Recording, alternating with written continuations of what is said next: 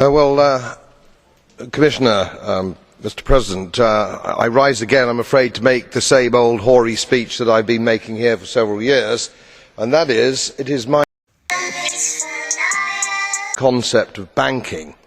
All the banks are broke. Bank Santander, Deutsche Bank, Royal Bank of Scotland, they're all broke. And why are they broke? It isn't an act of God. It isn't some sort of tsunami. They're broke because we have a system called fractional reserve banking, which means that banks can lend money that they don't actually have. It's a criminal scandal, and it's been going on for too long. To add to that problem, you have moral hazard, a very significant moral hazard from the political sphere. And most of the problem starts in politics and central banks, which are part of the same political system.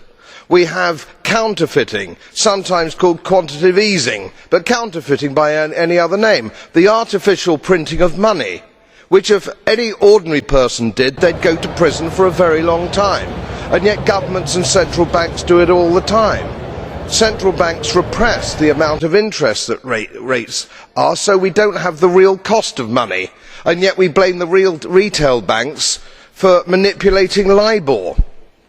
The sheer effrontery of this is quite astonishing. It's central banks that manipulate interest rates, Commissioner.